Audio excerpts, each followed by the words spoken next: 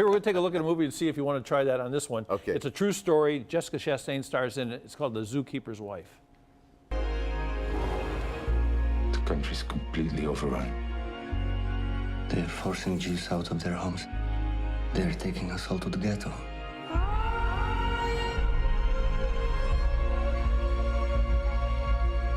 Thousands of people are dying. The littlest of children. We have room. We could hide them. Bring as many as you can. Yeah, it's an incredible story. As you saw, it takes place in 1939. That's where the story begins, in Poland. Nazis invade Poland, and they're taking over the place. They're sending people to the ghetto, and Jessica Chastain's character wants to help save people, so she hides them at the zoo. But of course, the German officers come to the zoo all the time, Okay. so they always have to hide the people. But it's an incredible story, and it's a story about an incredible woman.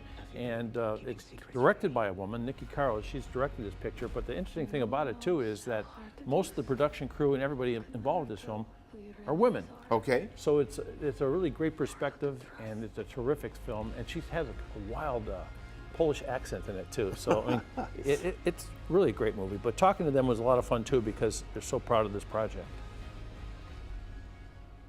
I was so enthralled by her story, and I found it very contemporary and a good reminder of what we can do to help others. I really wanted to work with Nikki.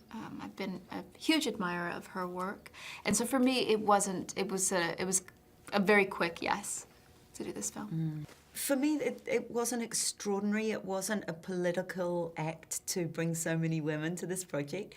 It just so happened that they were the best people for the job. And that turns out to be, you know, a very kind of healthy and humane way to make movies. Yeah, I love being on a set with balance. You know, it's to be the only girl on a set, the only woman on a set, it's not so much fun, you know, and I'm sure to have a set with all women, it's not so much fun, but to have balance in your life in any industry, I think that's a healthier work environment. I never think about that when I'm watching movies. You know, there's always like one lovely lady in it, or two lovely ladies, and a whole bunch of guys. Yeah, I've seen that. Yeah. Yeah. So yeah. they sort of flipped it up, switched it out. It worked out. I bet it works out great. Works out pretty good. And so you have to ask, you see this, watching this film, and there's wild animals all over the place. Tigers walking around, lions, Yeah. elephants. So we talked a little bit about, you know, is it frightening to be around all these animals? Yes.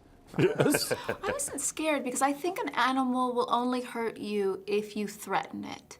If you invade their space before they're ready to receive you, if you try to force an animal to do something, if you try to possess them or own them in any kind of way. And I knew that if I just created an environment, and thank goodness there was Nikki there who created it for me, but if I got to know the animals and they knew that I was never going to demand something of them and they could feel safe with me, that I wasn't going to get hurt, that they weren't going to get hurt, that it could be a very loving, spiritual experience. You must be sold, right? That doesn't work with tigers, lions, or bears. Oh my.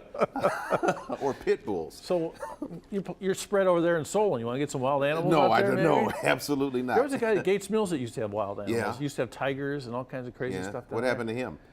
He's not around anymore. I think he went to lunch. He may have been somebody's lunch. Oh my gosh. Yeah. So a very good film, very interesting film. I would highly recommend it.